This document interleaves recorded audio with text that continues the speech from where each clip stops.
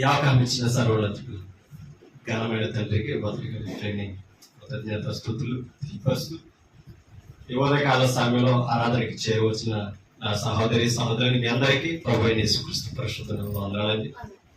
అలాగే ఆయా ప్రాంతాల్లో ఉండి దేవుని యొక్క వాక్యాన్ని ఎంతో శ్రద్ధగా వింటున్నా మా కొరకు ప్రార్థిస్తూ మమ్మల్ని ప్రోత్సహిస్తున్న ప్రతి ఒక్కరికి మరి తాటిపల్లిలోని క్రిస్తంగం నుంచి హృదయపూర్వకంగా తెలియపరుస్తూ ప్రార్థన చేసుకుని మన వాక్య పరిశోధనకి వెళ్తాం. మరొకసారి అందరూ పక్కన తెలుసుకుని ప్రార్థనకి సర్వోన్నతుడు సర్వశక్తుడు పరమందు ఆశీనుడు అయిన మా కనుతండ్రి, మీ పరిశుద్ధమైన నామమును బట్టి లెక్కలేని మా కృతజ్ఞత స్తుతులు తెలియజేస్తాం తండ్రి. మరి ఆదివారం సజీవుడిగా మమ్మల్ని వచ్చి ప్రభు సన్నిధిలో ఆత్మతో సత్యంతో మిమ్మల్ని ఆరాధించే వాక్యాన్ని పట్టించి ఈ కుమారుడైన యేసుక్రీస్తు వారి స్వరక్తం మీద సంపాదించిన సంఘం మేము తండ్రి పరిశుద్ధులుగా నడుచుకుంటూ పవిత్రులుగా జీవిస్తూ క్రీస్తునందు తండ్రి సత్ప్రవర్తనతో లేఖనాలను అనుసరించిన రాగలిగిన స్థితిలో అందుకొరకు తండ్రి మీ లేఖనాలను పరిశోధన చేస్తుంటారు. వినగలిగిన చెవులను గ్రహించే హృదయాలు ముఖ్యంగా ప్రతి మాటను మేము పరిశోధన చేస్తాం, గ్రహించి అర్థం చేసుకుంటాం. వాటి ప్రకారంగా మేము నడవగలిగిన స్థితిని మాకు దయచేయమని వేడుకుంటాం. వచ్చిన వారిని జ్ఞాపకం చేసుకుంటాం. ఇంకా రావాల్సిన వారు ఉన్నారు, త్వరగా నడిపించారు. దేవా, మీ మాటలు ఎంతో శ్రేష్టమైనది, గొప్పది.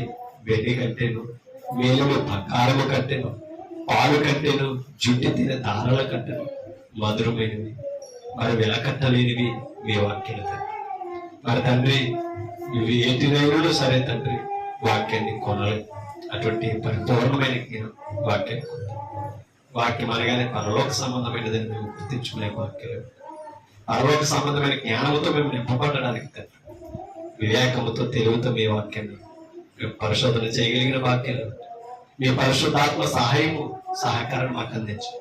చెప్పుచున్న మాకు మీ జ్ఞానం పరిపూర్ణంగా దయచి కలిపి చేరిపేవారిగా ఉండకుండా తండ్రి నిర్లక్ష్యంగా మీ వాక్యాన్ని బోధించి వినకుండా ఉన్నది ఉన్నట్టుగా మేము బోధించి మాట్లాడడానికి సహాయం అందిస్తారు.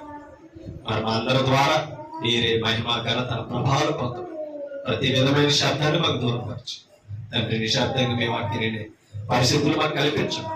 యేసుక్రీస్తు పరిశుద్ధమైన నామమును బట్టి ప్రార్థన అడుగుచున్నాం మా కన్న తండ్రి, ఆమేన్. విలువైన దేవుని సంగతి పరిశుద్ధ గ్రంథం నుంచి మనం నేర్చుకుంటాం. ఎన్నో మాటలు దైవ గ్రంథంలో దేవుడు మన కొరకు లెక్కించుకుంటాడు.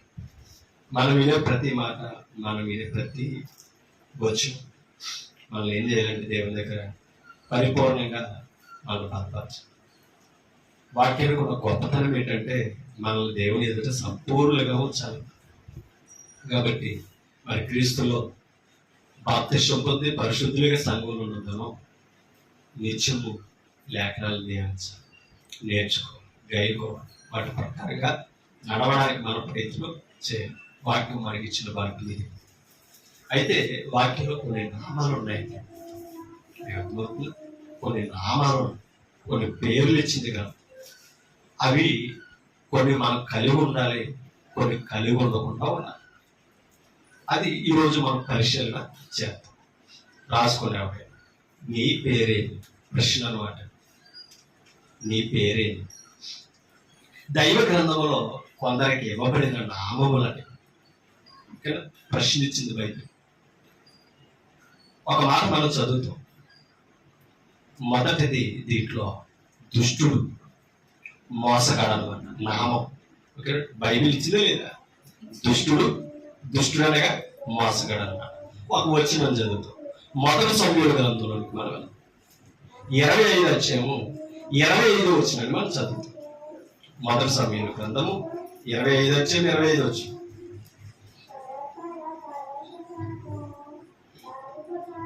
నా ఏలిన వాడా, దుష్టుడైన ఈ నాభాలను లక్ష్య పెట్టవద్దు.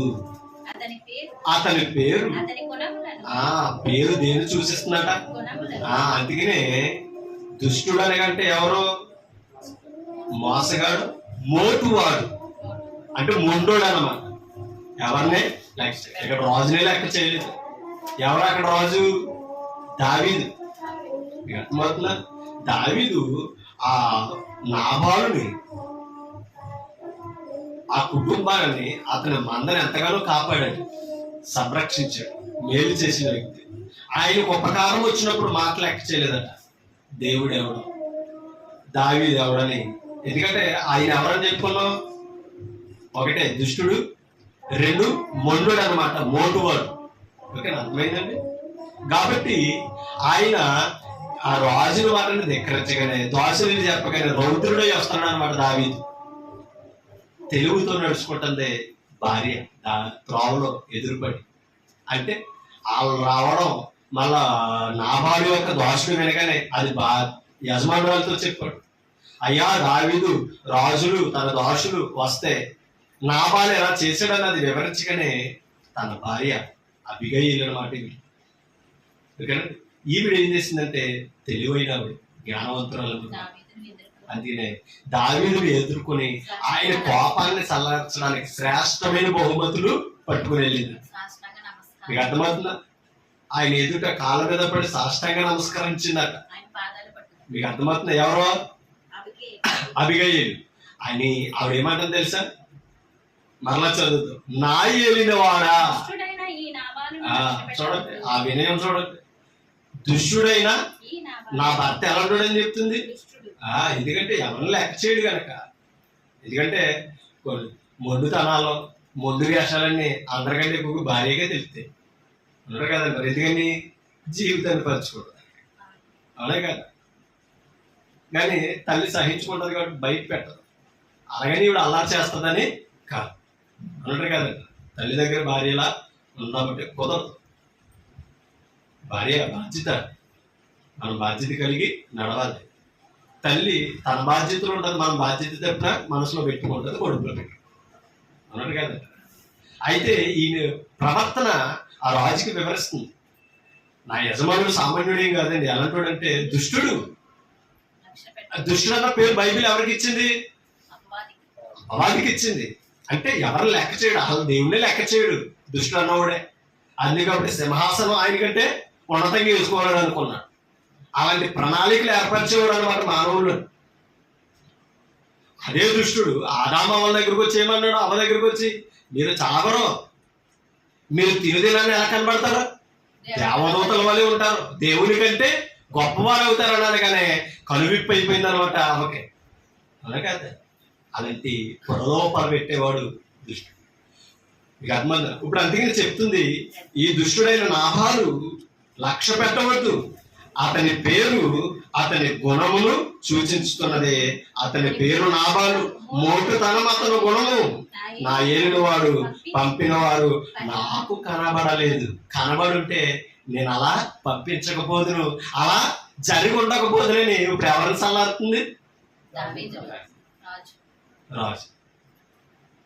అది చెప్పుకుంటుంది అనమాట. అంటే కొన్నిసార్లు యజమానురాలు కూడా నడవడం నేర్చుకోలేండి. అందుకనే కార్యేషు దాసి అని అంటాడు, కరణేషు మంత్రి అని అంటాడు. ఎవరిని?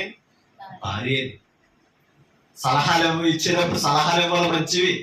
మీకు అర్థమవుతుందా?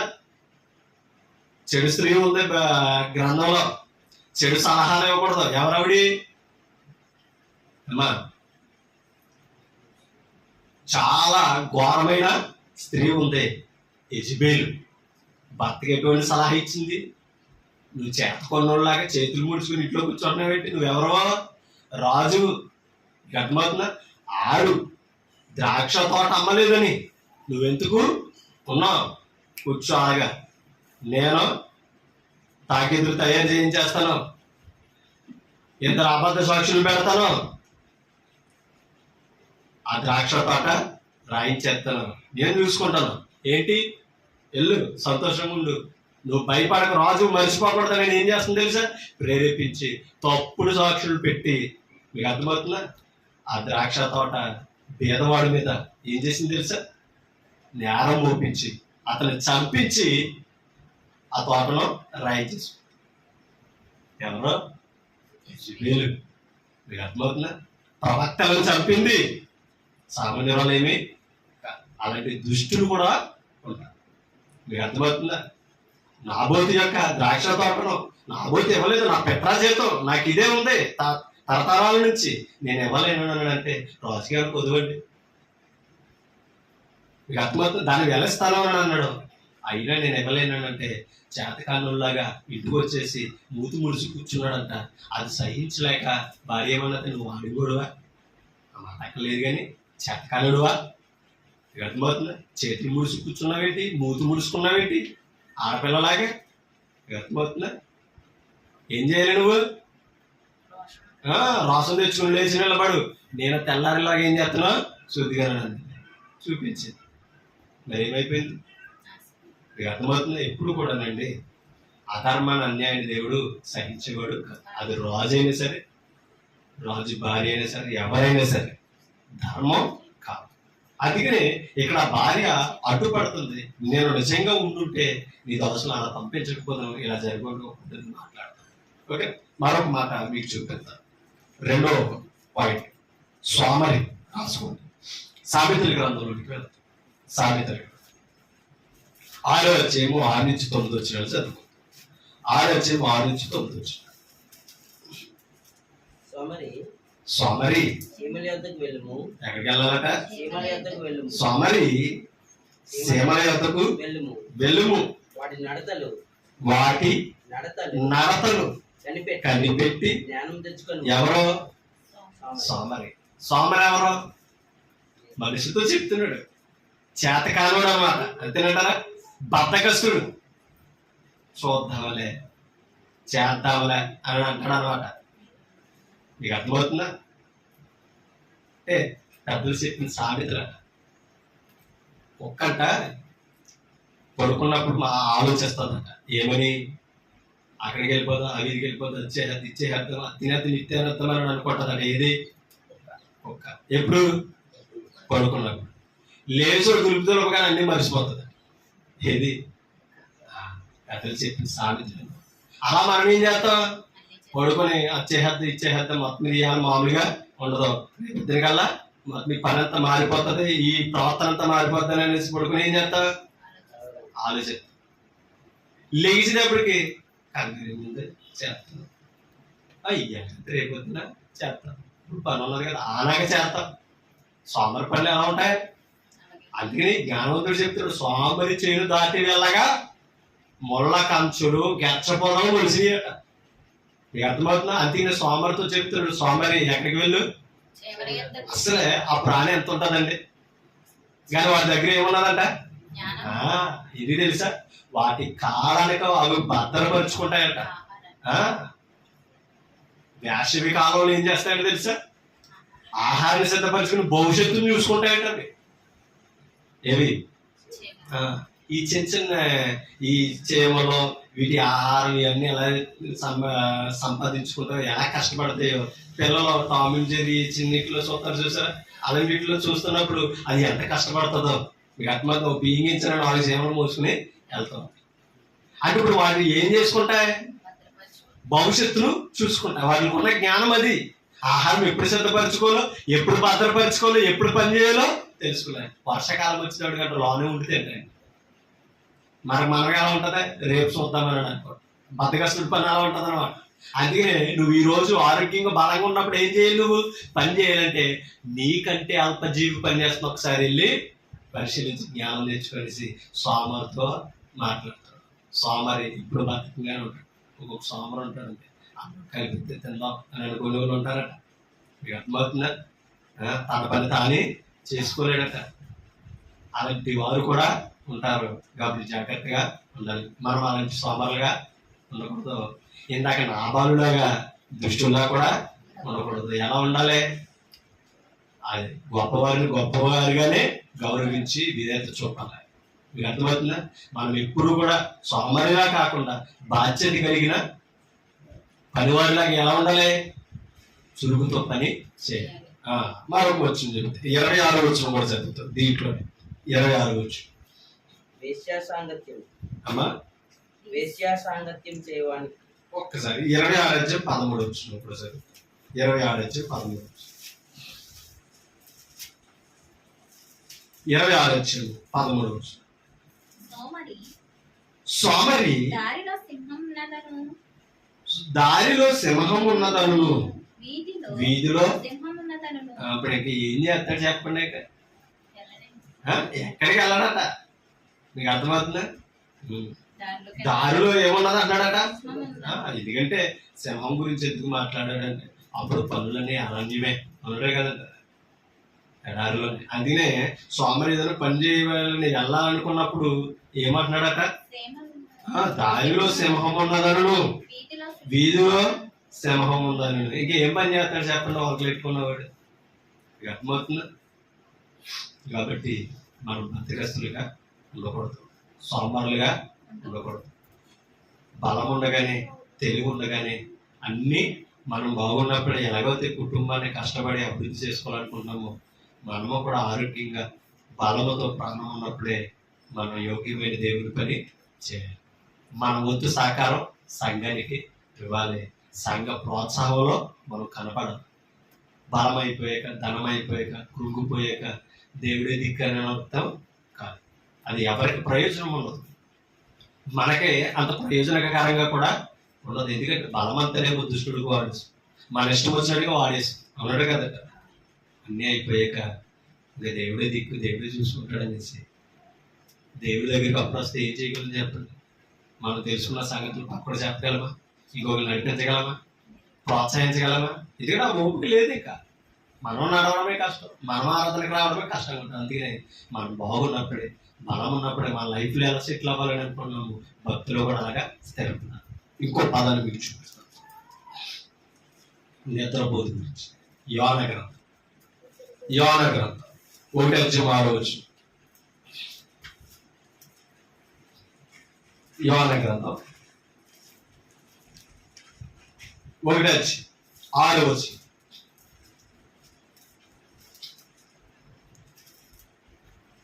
Page number 762 page. యోన. అప్పుడు వాడనాయకుడు అతని యొద్దకు వచ్చి, ఓయి నిద్రపోతా, నీకు ఏమి వచ్చినదు? లేచి నీ దేవుని ప్రార్థించుము, మనం చావకుండా ఆ దేవుడు మన యందు కనికరించునేమో అన్నాడు. ఎవరో? వాడి యొక్క నాయకుడు వచ్చి అన్నాడట. ఎవరితో? యోనతో. యోన ఏం చేస్తున్నాడట? నిద్రపోతాడు. నిద్రపోతూ అని అన్నాడు. ఏ సమయంలో నిద్రపోతూ? మనం పడుకునే సమయం అయినప్పుడు నిద్రపోతుంటే కుదరదు. అది ఆ సమయం రెస్ట్ తీసుకోవాలంటే అవునంటారు కదంటారు. పని సమయంలో ఏం చేయకూడదు? నిద్రపోకూడదు. అవునంటారు కదంటారు. పని సమయంలో ఏం చేయాలి? మెలకుగా ఉండి బాధ్యతగా పని చేయాలి. నిద్రపోయే సమయంలో ఏం చేయకూడదు? మెలకుగా ఉండి సమయం వృధా చేసుకోకూడదు. అవునంటారు కదండి. నిద్ర సమయంలో నిద్రపోవడం కూడా ఆరోగ్యం. పని చేసే సమయంలో నిద్రపోవడం నష్టం. అందుకనే ఇక్కడ సమస్య వచ్చినప్పుడు అందరూ కూడా ఆయా దేవుడికి ఏం చేస్తున్నారంట? ప్రార్థన చేస్తున్నారంట. కానీ దేవుని ఎరువుడు ఏం చేస్తున్నాడు? హాయిగా హ్యాపీగా కొరకట్టుకు పడుకుంటున్నాడు అనమాట. అందుకనే మనం ఆదివారం అవుతున్నప్పటికీ పడుకొని ఉండకూడదు. మీకు అర్థమవుతుందా? సోమవారంలా ఉండకూడదు. ఎలా ఉండాలి? చురుకుగా దేవుని పని ఎలా ఆదివారం అని పరిగెత్తుకోవచ్చు అన్నట్టు కదంట. పడుకోకూడదండి. దేవుని సమయంలో మనం పడుకోకూడదు. మనం పనికి వెళ్ళే సమయంలో పడుకుంటామా? లేదండి నేను ఇప్పుడు దగ్గర 2 గంటలు పని చేసాను, చాలా అలసటగా ఉన్నది, 1 గంట పడుకున్నప్పుడు లేచి ఎరబెట్టేస్తానని అంటే నిజమే పాపం, మొత్తం ఈ పని ఒకరే చేసేస్తావేమో పడుకునేస్తాడు. ఏ యజమానుడు అయినా ఏం చెప్తాడా? బాబా తీసుకెళ్ళి బాబా, నీ అంత పనులు నా దగ్గర పని చేయరు, అలాంటి యజమానులు చూసుకో, ఉన్నవాళ్ళు చెడిపోతారనేసి ఏం చేస్తాడు? ఎవరికి అవసరం లేదు. అలాగే దేవుని పనిలో అనాలోచన ఉన్నవారు దేవుని కూడా ఉపయోగపడాలి. అది మీరైనా సరే, నేనైనా సరే ఆలోచన కలిగి ఉండాలి, చురుకుగా ఉండాలి, కష్టపడాలి, దేవుని పనిని బాధ్యతగా చేయాలి. యోనానేమో ఎక్కడికి వెళ్ళమన్నాడు? నినివే పట్టణానికి వెళ్ళమన్నాడు. అవునా? నినివే పట్టణానికి నువ్వు వెళ్ళి ఏం చేయాలి? వాడికి కలిగిన నాశనమును దుర్గతి నువ్వు ప్రకటించు అన్నాడంటే మన నినివే పట్టణస్తులు సామాన్యులేం కాదు. అర్థమవుతున్నా? ఘోరమైన పాపులంట, దుష్టులంట. ఇక ఎవరినైనా సరే వారు చేసే అరాచకం సామాన్యమైనదేమీ కాదు. అలాంటి స్థానానికి వెళ్ళి ఏం చేయమన్నాడు? దేవుడు ప్రకటించే కలుగు చేసే దుర్గతిని, నష్టాన్ని ప్రకటించమని అన్నాడు. అసలు వదులుతారా మనుషులు? ఆ పరిస్థితులు చూసి జడిసి ఏం చేస్తున్నాడో తెలుసా? తార్షీషునికి వెళ్ళి వాడెక్కేసి వెళ్ళిపోతున్నాడు అంట మరొక మార్గాన్ని. దేవుడు చూపించిన మార్గాన్ని విడిచిపెట్టేశాడు, నిద్రపోయాడు. కానీ దేవుడు ఊరుకుంటాడా? ప్రకృతి ప్రళయం అన్నమాట. మీకు అర్థమవుతుందా? ఈ ఒక్కడ వలన ఎంతమందికి ప్రాణ నష్టం వచ్చిందండి? అందరూ కూడా భయపడిపోయి ఆ వాడలో తమ కలిగిన దేవునికి ప్రార్థన చేస్తుంటే దేవుని ఎరుగునోడేమో గురగట్టుకుని పడుకుంటున్నాడు. వాడ నాయకుడు వచ్చి అన్నాడు, పోయి నిద్రపోదు, నీకేమొచ్చింది, లేచి నీ దేవుడికి ఏం చేయి, ప్రార్థన చేయి, మన ప్రాణాలనే ఆయన రక్షించులేమో. ఎంత బాధ్యతండి. కాబట్టి మనకి కష్టము నష్టం వచ్చినప్పుడు మనం చేతకాని వారిలాగా ఉండకూడదు. పక్క వారి దగ్గరికి వెళ్ళి కాలక్షేపం చేయకూడదు. ఏం చేయాలి? మనం మన ఇంట్లో సృష్టికర్త మీద అని ప్రార్థన చేయాలి. సమస్యలు దేవునికి తెలియపరచాలి. మనం పక్క వాళ్ళందరితో పంచుకుంటాం. నాకు ఏ బాధ వచ్చిందో తెలుసా, ఏ కష్టం వచ్చిందో తెలుసా, అవునంటే కదంట అని ఎవరికి చెప్తాం? కష్టం అంతానే, పరిస్థితి అంతా ఎవరికి పంచుకుంటాం? కాదని అంటాలి. కానీ నిన్ను సృష్టించిన వాడు, నిన్ను తప్పించగలిగిన వాడు, ఏ సమస్యనైనా కూడా సాధించే సామర్థ్యం ఇచ్చిన దేవుని మర్చిపోతే ఎలాగ? అర్థమవుతుందా? కాబట్టి ప్రార్థన దేవుని మీద ఆనుకోలేదు. కంపల్సరీ మన సమస్యలో దేవుని జ్ఞాపం చేసుకోవడం మర్చిపోం. అర్థమవుతుందా? కాబట్టి ఆయన అలా వెళ్ళిపోయినా సరే ఏం చేశాడు? బాబు, మీరు ఎన్ని చేసినా ఈ అలజడి ఆగదు. దీనికి అంతటికి కారణం నేనే. ఈ సముద్రంలో పడేయాలనుకో మీరు హ్యాపీగా ఉంటారని అన్నాడు. అంటారా? ఆ సముద్రంలో పడవేయడం కూడా ఒక ప్రణాళిక యోన పట్ల, అవునా కదా?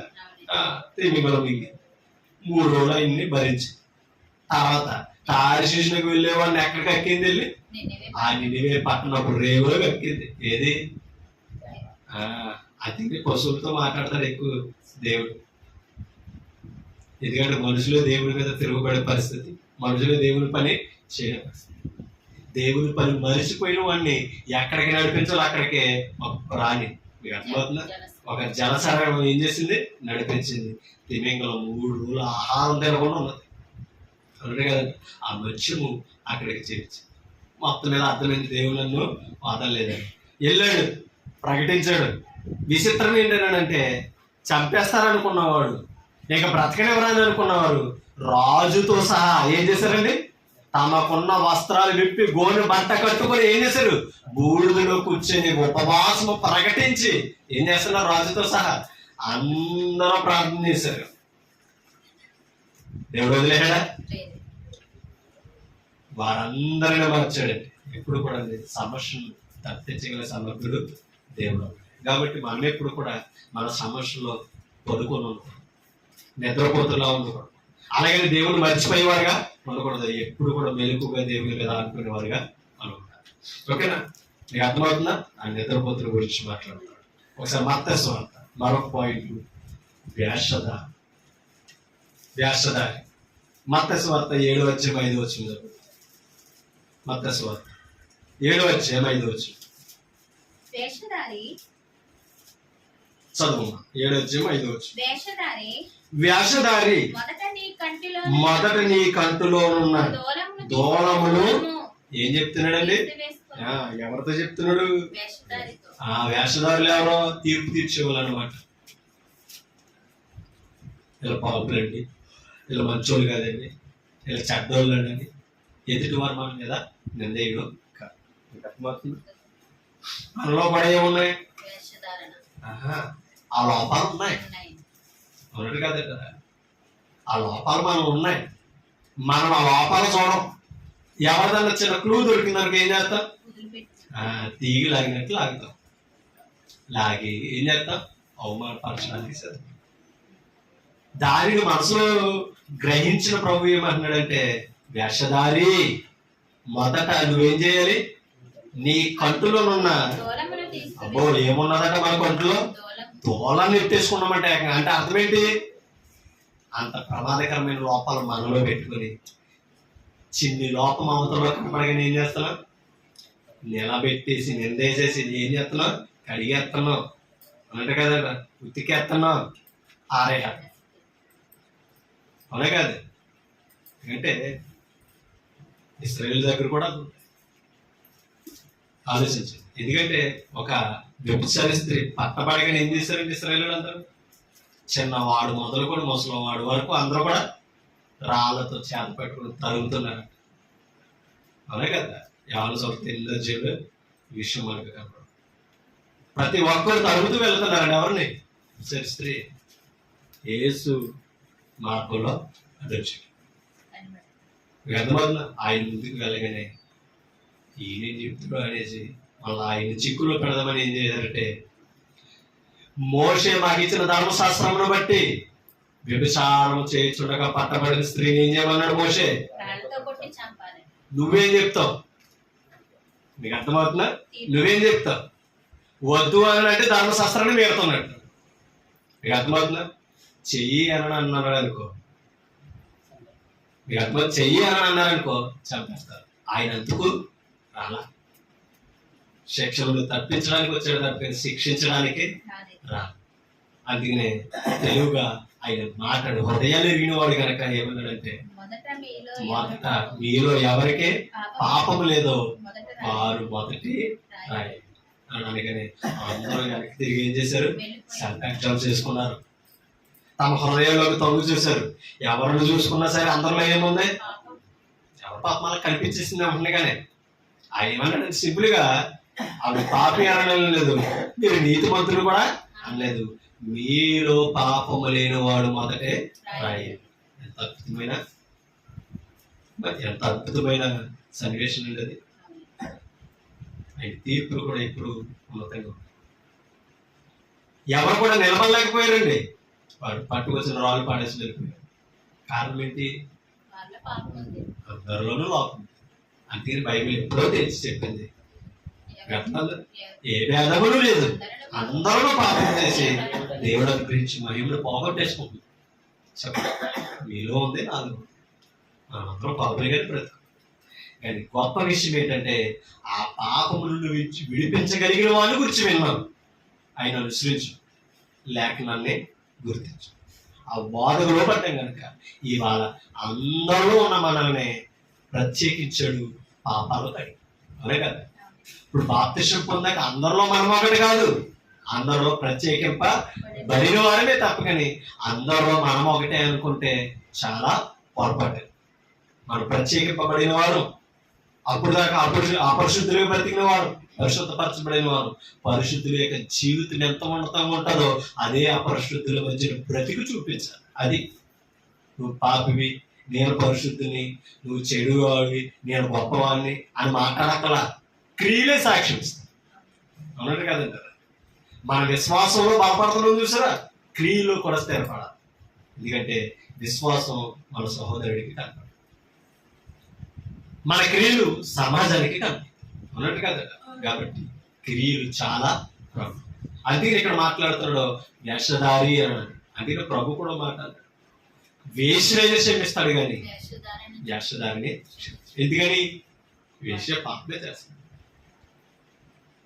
ప్రభువుని ఒప్పుకుంటే ఏముంది? పాపం నుంచి క్షమాపణ. అలాగే నేను చేయమని అంటాను. అక్కడ సారాంశమే వస్తాను. వేషధారిని క్షమించు. వేషనైనా క్షమిస్తానేమో తప్ప కానీ వేషధారిని. ఎందుకంటే వేష అయినా మారతాడు, తెలియక చేస్తున్నాడు. వేషం వేసుకున్నవాడికి తెలుసు, అవునే కదా. వేషధారికి నేనేం చేస్తున్నానని వేషం వేసి తప్పు చేస్తున్నాను, మోసం చేస్తున్నాను, మోసంలో పోతున్నాను తెలిసి ఏం చేస్తాడు?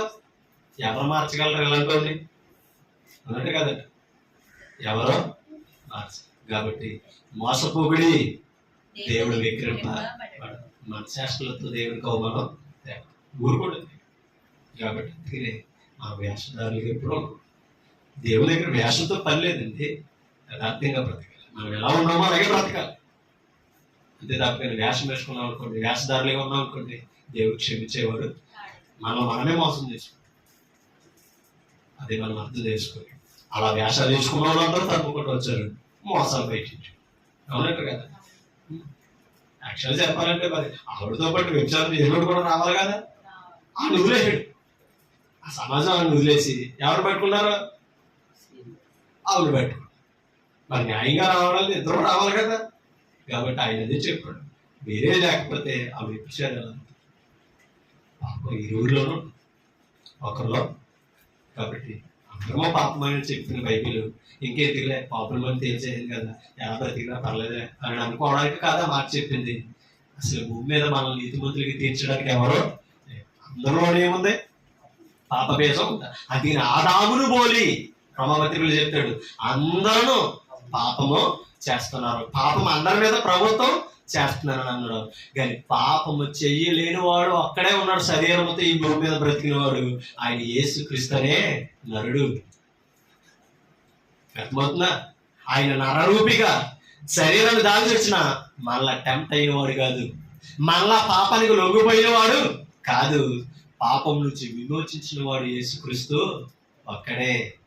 ఆయన పాపుల పాలిట పెనిది, పాపులను సంరక్షించగలిగిన వాడు. అందుకనే ఆ నీతిమంతుల వైపు తిరిగితే మన పాపాలకు క్షమాపణ, మన పరిస్థితులకు మార్చబడే అవకాశం ఉంది. అందుకనే లేఖనం దగ్గర మనం ఎలా ఉండకూడదు చెప్పనప్పుడు చేస్తారు. మనం పెద్ద పెద్ద తప్పులు చేస్తూ చిన్న చిన్న తప్పులు చేస్తున్న వారిని భూతవేత్తల్లో చూసేవారికి ఎందేసి ఇదిలో అవమానపరిచేవారికి మనకు నీతిమంతులు చెప్తాను. అమ్మా మీరు దొరికారు కాదని ఇష్టం వచ్చినట్టు నేను వాయించేస్తే నేను జాగ్రత్తగా ఉండొద్దా రేపు తెల. అందుకనే వాక్యం ఎప్పుడు కూడా రెండు అంచులు కదా, తర్కము అని అన్నాడు. వినేవారిని ఖండిస్తుంది, చెప్పేవారిని ఖండిస్తుంది. అది మీకు అనేసి నేను మీకు ఆపాదించి మాట్లాడాలని నేను ఎప్పుడు అనుకోకూడదు. ఇది మనకది తీసుకొని మాట్లాడు, అంటే మిమ్మల్ని సరిచేయాలి, నన్ను సరిచేయాలి, మిమ్మల్ని జాగ్రత్త పరచాలి, నన్ను జాగ్రత్త పరచాలి. కాబట్టి ఎవరమో వాక్యం దగ్గర అతీతులు మేమే కాదు, ప్రభు దగ్గర ఎవరో గొప్పవారమేమే కాదు. ప్రభు ప్రభు కనికరిస్తే మనకు దొరికిన ప్రాప్తి అవునే కదా. కాబట్టి ఎవరిని మనం అవమానపరచడానికి లేదు. ధర్మశాస్త్ర ప్రకారంగా అలాగే ప్రవర్తించారు. చాలా మంది వేషధారులుగానే బ్రతికారు. మరి మనం కూడా అలాగే ఉంటే ఎలాగంటే క్రీస్తులో ఉంది క్షమాపణ. మీరు అర్థం చేసుకోండి, ఆయన వచ్చినప్పుడు తీర్పు తీర్చలేదు, అలా కాదు, పాపలు రక్షించడానికే చూసి. ఆయన బాధైనప్పుడు మనం మార్పు చెందలేదనుకో, ఆయన త్యాగాన్ని గుర్తించలేదనుకో, ముగింపులో ఉంది తీర్పు. అర్థమవుతుందా? కాబట్టి మనం వేషధారులుగా ఉండడానికి మనం ఒప్పుకోకూడదు. ఒక మాట మీకు చూపిస్తాను. 25 వచ్చి మీద మత్తయి చెడ్డదోషుడు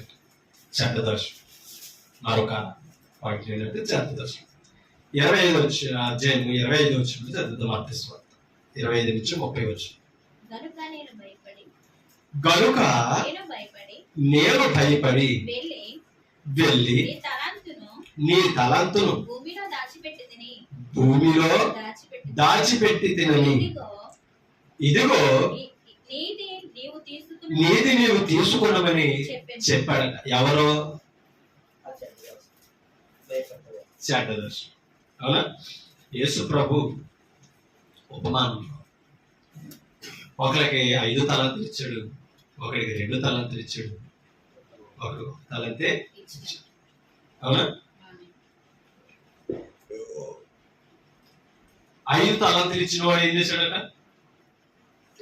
మరొక 5 తలంతులను రెట్టింపు చేశాడు, అంటే పని చేశాడు. 2 ఇచ్చిన వాడు ఏం చేశాడు? పని చేసి ఇంకో 2 సంపాదించాడు. 1 ఇచ్చినోడు ఏం చేశాడు? అమ్మా, అంటే 1 ఇచ్చినోడు ఆలోచన ఏంటి తెలుసా? ఆడికి 5 ఇచ్చడం చూస్తున్నాడు, వీడికి 2 ఇచ్చడం చూస్తాడు. ఈ 1 నేనేం చేసుకోను, కానీ 1 ఇచ్చాడంటే ఏం చేయొచ్చు? దీన్ని రెట్టింపు చేసి ఇంకోటి చేయొచ్చు.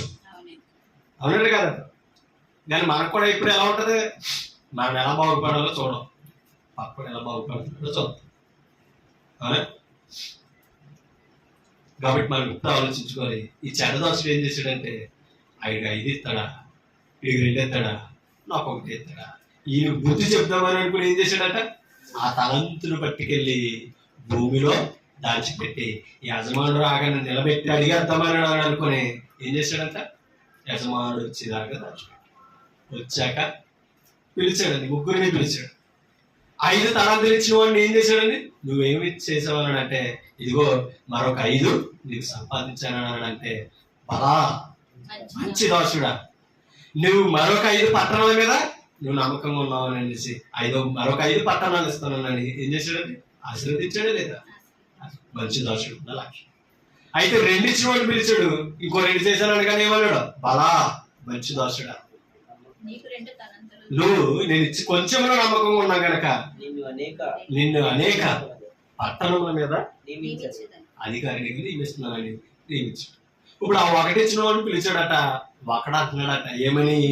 గనుక నేను భయపడి వెళ్ళి నీ తలంతును భూమిలో దాచిపెట్టేది ఇదిగో నీది నువ్వు తీసుకోమని చెప్పాను. అప్పుడు యేసు ప్రభు మాట్లాడతాడు. అందుకు అతని యజమానుడు వారిని చూసి సోమరివైన చెడ్డ దాసుడా, బద్దగస్తుడు అనమాట అండి. దీంతో ఏం చేస్తాం? ఇలాంటి సోమరుల్ని ఎక్కడికి వెళ్ళమని చెప్పాడు? అంటే దీని అర్థం ఏంటంటే, మనలో పని చేయని వారు పని చేస్తున్న వారిని చూసి పని నేర్చుకో, బాధ్యతగా ఉన్నవారిని చూసి బాధ్యత నేర్చుకో. అవునా కదా? అది భౌతికంగా ఆయన చూడరా, ఆ కుటుంబం చూడరా, ఆ యజమానులు చూడరా అని అర్థమా లేదా? మరి అలాగే విశ్వాసం ఎందుకు చూడరు? సంఘంలో పనిచేసేవాడిని చూసి మాదిరిగా ఎందుకు తీసుకో? ఇక్కడ కనపడదు. ఎందుకంటే మన కంట్లో ఏమున్నాయి? దూలాలు ఉన్నాయి. లోపల కనపడతాయి ఏమో తప్ప మంచి క్రియలు మనకే కనపడతాయా? కనపడ. మంచి మన మనసు మంచిది అనుకోండి, ఏం మంచిని గుర్తిస్తాం. మన మనసు చెడ్డదనుకోండి, ఏం చేస్తాం? చెడ్డే చూస్తాం. కాబట్టి ఇక్కడ చెప్తున్నాడు, దుష్టుడైన సోమరి చెడ్డదోషుడా అని మాట్లాడుతున్నాడు. చెడ్డదోషుడు ఏం చేశాడు? తలంతు దాచిపెట్టాడు, నష్టపోయాడు. కాబట్టి మనం చెడ్డదోషులుగా ఉండకూడదు. ప్రభు వచ్చే వరకు మంచి పని చేయాలి, మంచి సాక్ష్యం మనం పొందాలి. బలా మంచి దోషుడు అనిపించుకునేలా మనం ఉండాలంటే మనం పని చేయాలి. అపొస్తలులు ఎలా పనిచేశారో, అప్పగించిన దాంట్లో నమ్మకం ఉండి ఎలాగైతే అభివృద్ధి చెందారు దేవుని పనిలో, మనం కూడా అలాగే అభివృద్ధి చెందడానికి ప్రయాసపడాలి తప్ప కానీ అక్కడే ఆగిపోం. అలా కదా? మరొక మాట మీకు చూడండి. వెర్రివాడు లోకస్వార్త 12:20 12:20 అయితే దేవుడు వెర్రివాడా ఈ రాత్రి నీ ప్రాణము అడుగుచున్నారు, నీవు సిద్ధపరిచినవి ఎవరి వగునని అతనితో చెప్పాడు. ఇక్కడ ఎవరి గురించి చెప్తున్నాడు? ఒక ధనవంతుడి గురించి చెప్తున్నాడట. ఆ ధనవంతుడు తనలో తాను అనుకుంటున్నాడట ఏమని? నా ప్రాణంతో నాకు విస్తారమైన పంట పండింది, ఇప్పుడు నా విస్తారమైన ఆస్తి ఏం చేయాలి? సమకూర్చుకోవాలి. నేను ఎలాగో చేతును, నా కుట్లు విప్పి ఎందుకంటే ముందుగా పెద్దవిగా చేస్తాను.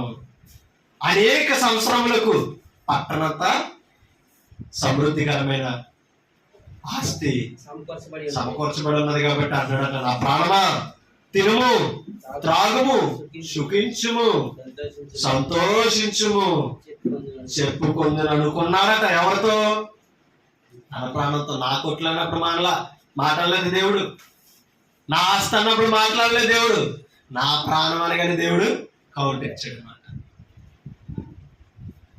ఇదిగో ఇప్పుడే నీ ప్రాణమును అడుగుతున్నారు. ఇవన్నీ ఎవరి వగులు అని. కాబట్టి ప్రాణం మనదే, ఆయన ఇచ్చితేనే మనం ఉన్నాం.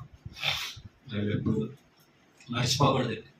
ఆ ధనవంతుడు నా ప్రాణం అనగానే దేవుడు అంటున్నాడు, వెర్రివాడా ఈ రాత్రి నీ ప్రాణం అడిగితే ఇవన్నీ ఎవరు అనుభవిస్తారో ఒకసారి ఆలోచించు, జ్ఞాపకం ఉంచుకో. కాబట్టి ఈరోజు ఇవన్నీ చూసి మురిసిపోతున్నాం కాదు, అసలు ఇవన్నీ చూసి ఆనందించడానికి ఆయన ఆయుష్ ఇచ్చాడు, అనుభవించడానికి ఆరోగ్యం ఇచ్చాడు, మరొక అవకాశం ఇచ్చాడు. అది గుర్తించి జ్ఞాపకం ఉంచుకో. కానీ మనం ఏం చేస్తున్నాం? మనకున్న వాటితో విర్రవీగుతాం, అతిశయిస్తున్నాం. మనకున్న వాటితో లేని చూసి అపహాస్యం చేస్తాం. అన్నాడు కదంట. కానీ దేవుడే మనకి అవకాశం ఇవ్వకపోతే ఏంటి? కాబట్టి మనం ఎప్పుడు ఒకటి ఆలోచించుకోవాలి. మత్తయి సువార్తలో అదే చెప్తాడు, 16:22. ఒక మనుషుడు లోకమంతా సంపాదించుకుని తన ప్రాణములు పోగొట్టుకుంటే అతనికి ఏంటి ప్రయోజనం? ఈ ధనవంతుడు ఏం సంపాదించుకున్నాడు? సమస్తాన్ని సంపాదించుకున్నాడు, ముగింపులో చూపించాడు అనమాట. అవునా? ఏమయ్యాడు? పాతాళానికి పోయి అతని గతి ఏమైంది? అతని స్థితి ఏమైంది? రక్షించగలిగిందా? కానీ ఏమీ లేకుండా పేదోళ్ళగినా బ్రతికాడు. లాజరు కలిగినంత చూపు దేవుణ్ణి కలిగి ఉన్నాడు. భయభక్తులతో యథార్థంగా బ్రతికాడు. తన ముగింపు జీవితం ఎలా ఉన్నది తెలుసా? నెమ్మదిగా ఉన్నాడు. ఇక్కడ యాతన పడ్డాడు. ఇక్కడ సుఖపడ్డాడు ధనవంతుడు, అక్కడ యాతన పడతాడు. రివర్షన్. ఇక్కడ దేవుల్లో కష్టపడతాను భూమి మీద, అక్కడ హ్యాపీగా దేవుడితో ఉంటాం. లేదు, ఇక్కడ సుఖాల కొరకు, సంతోషాల కొరకు, భోగాల కొరకు దేవుడిని వదిలేసామా, అక్కడ యాతన పడుతూ బాధపడతాం. ఇది కావాలి చాయిస్. మరణ మార్గమును జీవ మార్గము నీ ముందు పెట్టిన ఏ మార్గంలో వెళ్తావో ఆలోచించు. లోకం కావాలా, దేవుడు కావాలి. మనం దేని కొరకు బ్రతుకుతాం? శరీరానుసారంగా బ్రతకాలనుకున్నామా, ఆత్మానుసారంగా బ్రతకాలనుకున్నాం? ఆత్మానుసారంగా బ్రతికేవాడు క్రీస్తువాడు, శరీరానికి సారంగా బ్రతికేవాడు దుష్టుడి. ఆలోచించు. అందుకని మనం ఎలా ఉండకూడదు, వెర్రులాగా ఆలోచించుకోవాలి. ధనవంతుడు వెర్రుడు అయ్యాడండి, కానీ పేదోడు తెలివైన వాడు అయ్యాడండి. భవిష్యత్తు చూసుకున్నాడు సీమల్లాగా. అవునే కదా. మరొక మాట మీకు చూపిస్తాను. వ్యభిచారీలు మరొక పాయింట్ ఇది. వ్యభిచారీలు యాకోబు గ్రంథం, యాకోబు పత్రిక చూడండి, 4:4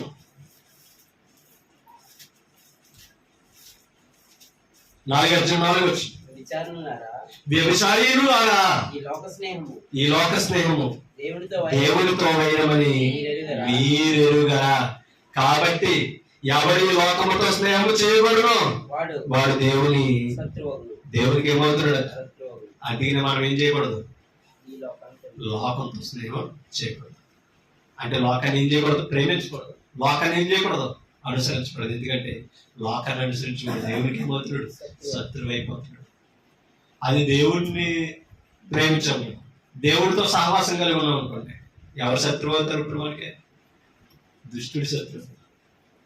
కాబట్టి దుష్టుడికి శత్రువు అవుదామా, దేవునికి శత్రువు అవుతాం. వ్యభిచారులతో చెబుతున్నాను. ఈ లోక స్నేహం దేవుడితో విరోధ భావాన్ని కలిగిస్తుంది. దేవుడి ముందు నిలబడే అర్హత మనకే ఇస్తాలే. ఆలోచించు. ఆ దేవుడితో విరోధ భావాలను పోగొట్టి సమాధానపరచడానికి తన కుమారుడైన యేసుక్రీస్తు లోకానికి శరీరధారిగా వచ్చి మన సమాధానం కొరకు తన ప్రాణాన్ని విమోచించి రక్తమును కాచి సమాధానాన్ని ఏర్పరిచి, ఆ సమాధాన స్థితే ఈ లేఖనం మనకి చూపిస్తుంది. మీకు అర్థమవుతుంది. మనం ఎలా ఉండకూడదు, వ్యభిచారీకులుగా ఉండకూడదు. అంటే లోకంలో బ్రతుకుతున్న వారందరూ ఆ దృష్టికి ఎలా ఉన్నారు, వ్యభిచారీకులుగా. కాబట్టి మనలో మనం లోపల పెట్టుకుని పరిశుద్ధుల మీద నిందేసేవారుగా అందరూ పరిశుద్ధులుగా ఆలోచించాలండి. పరిశుద్ధులుగా బ్రతకడానికి మన ఉద్దేశాలు యాకోబు గారి ద్వారా తెలియపరుస్తున్న మాటలు. మరొక పాదాన్ని మీకు చూపిస్తాను. ఇదే యాకోబు. వ్యర్థుడా 2 యాకోబు పత్రిక 20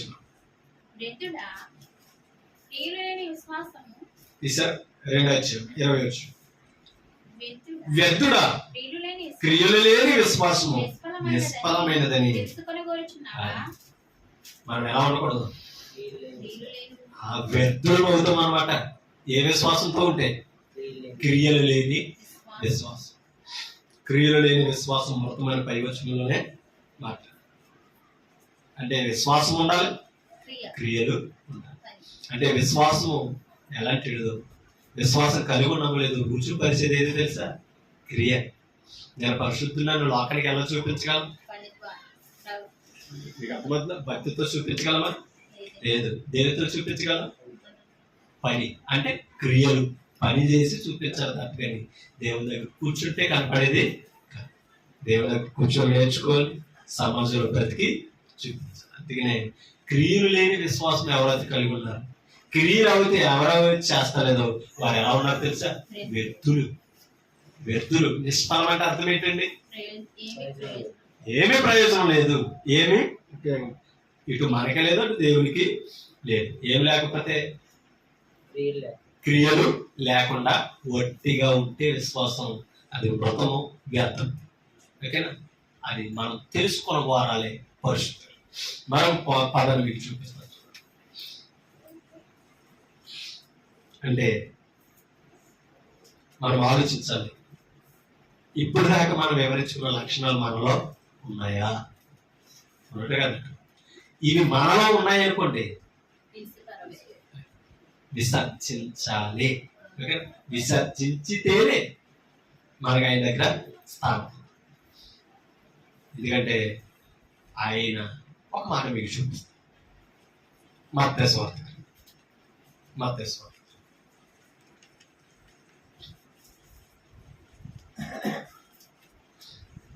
7వ వచనం.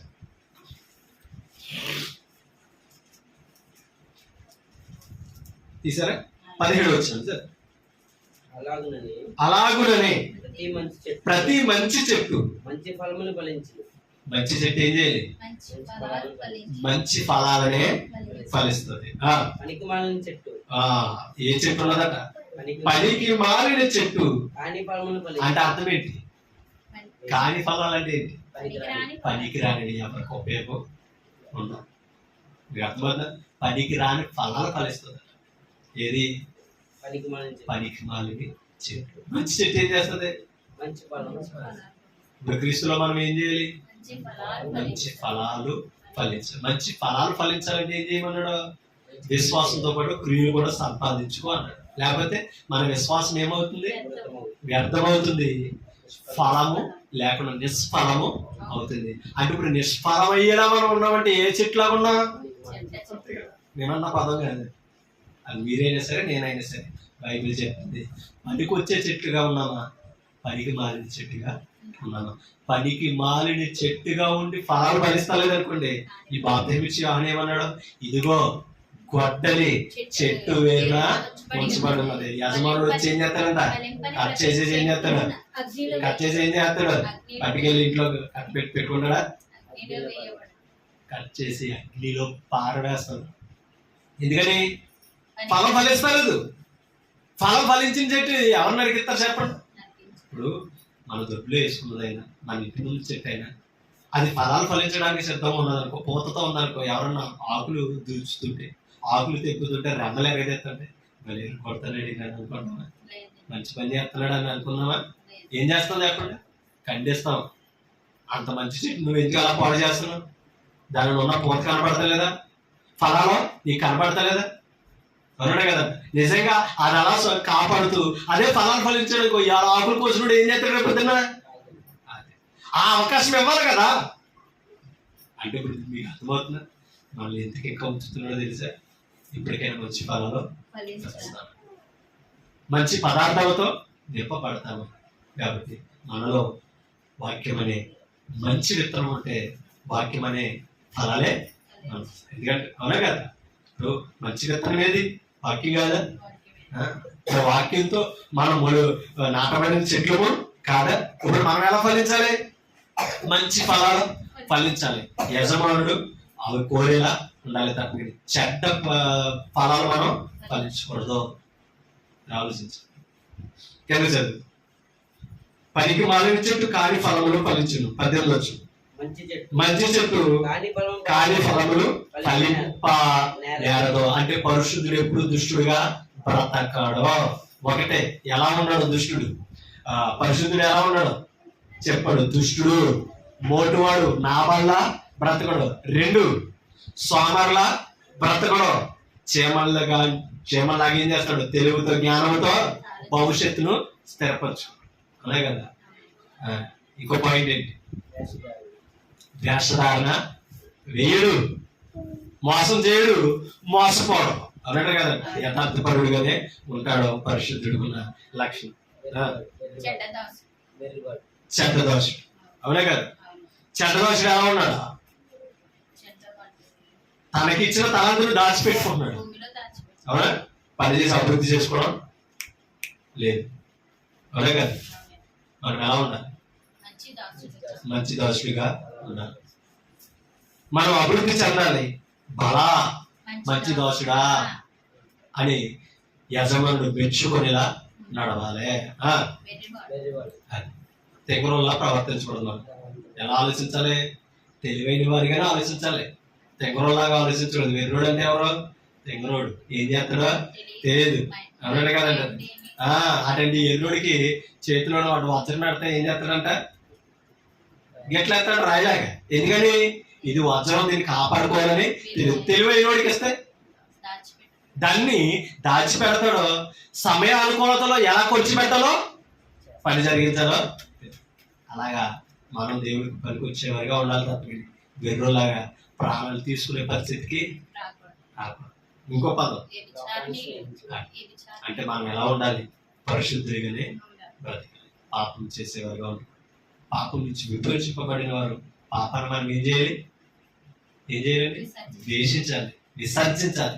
మనం విసర్జించవలసిన వాటిని ఏం చేస్తున్నాం? కలిగి ఉంటున్నామంట. కలిగి ఉండవలసిన వాల్సిన ఏం చేస్తున్నాం? విసర్జించుతున్నామంట. కాబట్టి మన ప్రవర్తన ఎలా ఉందో ఒకసారి ఆలోచించుకోవాల్సిన అవసరం. అమ్మా ఇంకో పదం ఏంటి? వ్యర్థుడు అంటే అర్థం ఏంటి? అర్థం లేని బ్రతుకు అనమాట. వృధాగా మన జీవితం అయిపోకూడదు. వ్యర్థుల్లా మనం ఉండకూడదు. వ్యర్థమైన దీంట్లో పెడతామో మనం చెప్పండి, ఏం చేస్తాం? పారేస్తాం. అవునే కదా? ఉపయోగం వచ్చింది ఏం చేస్తాం? ఎక్కడ పడితే అక్కడ పడేస్తామా? దాన్ని కాపాడతాం. మనం కూడా మంచి పదార్థాల్లా ఉండాలి. యజమానుడు ఉపయోగించుకునే పదార్థాల్లా మనం ఉపయోగపడాలి. అందుకనే వ్యర్థుడా అంటాడు. మనం లోకంతో స్నేహం చేయకూడదు, దేవుడికి దూరం. అయిపోయిందండి. మనం ఎలా ఉండాలి? మంచి ఫలాలు ఫలించాలి. మంచి చెట్ల ఉండాలి. తగిన కాలం ఫలించు చెట్టు వలె ఉండాలి. ఆకు వాడక కదా చెప్తాడు కీర్తన 1వ అధ్యాయంలో 3వ వచనంలో అదే చెప్తాడు. అతడు నీటి కాలువల యొరను నాటబడినదై ఆకు వాడక తన కాలమందు ఫలమిచ్చు చెట్టు వలె ఉంటాడు. అర్థమవుతుంది. దుష్టుడు అలాగా నుండక గాలి చెదరగొట్టు పారవేయబడతారు. ఎవరో దుష్టుడు. కానీ అతడు అన్న పదం ఎవరితో చెప్తున్నాడు? 2వ వచనంలో అన్నాడు. ఎవరో? యెహోవా ధర్మశాస్త్రమునందు ఆనందించుచు దివారాత్రము దానిని ధ్యానించువాడు ధన్యుడు. అతడు నీటి కాలువల ఎరను. అంటే కాలువ దగ్గర ఉన్న చెట్లు ఎలా పచ్చగుండి ఫలాలు ఇస్తాయో, మనం సంఘమనే అర్థమవుతుందా? సంఘం అనే కాలం దగ్గర ఉంది. మనం ఏం చేయాలి? పచ్చగా అంటే పరిశుద్ధులుగా వర్ధిల్లుతూ పరిశుద్ధమైన ఫలాలన్నీ ఫలించాలి. గలతీలో చెప్పిన ఫలాలన్నీ మనలో రావాలి. ఆత్మ సంబంధమైన ఫలాలు వివరించడం లేదు. అలా ఫలించే మంచి చెట్టుగా ఉండాలి తప్ప కానీ మంచి చెట్టుగా ఎదుగుతూ కాని ఫలాలు మనలో కనబడకూడదు. అలా ఫలిస్తున్నామని అంటే మన స్నేహం లోకంతోనే ఉంది తప్ప కానీ లోకం నుంచి వేరుపరిచిన వాడితో మన సహవాసం లేదు. కాబట్టి మనలో ఉన్నవాడిని గుర్తించాలి, లోకంలో ఉన్నవాడిని ద్వేషించాలి. అన్నట్టు కదండి. కాబట్టి మంచి ఫలాలు ఫలించాలి అంటే, నీతిమంతుల సభలో మనం నిలబడాలంటే, తగిన కాలంలో దేవుని ఎదుట మనం మెప్పు పొందాలని అంటే మనం ఎలా బ్రతుకుతాం, ఏం చేస్తున్నాం, మనం ఆలోచించుకోవాల్సిన అవసరత ఉంది. ఒక్క మాట చెప్పి నేను ముగించేస్తాను. గలతీయులకు రాసిన పత్రికలోనికి వెళ్తాం. గలతీ పత్రిక 6వ అధ్యాయం తీసారా? గలతీ పత్రిక 6వ అధ్యాయం 8వ వచనం చదువుతాం. ఏలయనగా తన శరీరేచ్ఛను బట్టి విత్తువాడు తన శరీరము నుండి క్షయమును పంట కోస్తాడంటే ఎలా విత్తువాడు? శరీరేచ్ఛ నుండి విత్తువాడు అంటే విత్తం అంటే లక్షణం, బ్రతుకు కూడా సూచిస్తుంది. అవునే కదా? అంటే మనం క్రీస్తులోకి వచ్చిన తర్వాత కూడా లోకాన్ని అనుసరించి శారీరకంగా బ్రతికమనుకోండి, మన పంట కూడా ఎలా ఉంటుందంట? క్షయమగు పంట. అంటే అర్థం ఏంటి? నిలబడేది, కాపాడుకునేది, శాశ్వతమైనది కాదు. క్షయమగు పంట కోస్తామంట. ఆత్మను బట్టి విత్తువాడు ఆత్మ నుండి నిత్య జీవము అను పంట. ఎంత ఎటర్నల్ లైఫ్ అండి, ఎంత అద్భుతమైనండి, స్థిరమైనది చూసిస్తాడు. ఆత్మను బట్టి విత్తును అంటే మనం ఆత్మానుసారంగా బ్రతికామనుకోండి, ఆత్మను బట్టి విత్తిన విత్తనాలు ఆ భక్తి మళ్ళీ ఏం చేస్తాయంట? నిత్య జీవం అనే పంటను కోసి పంటను అనుభవించేలా చేస్తాయంట. ఏవి ఏవి చెప్పండి?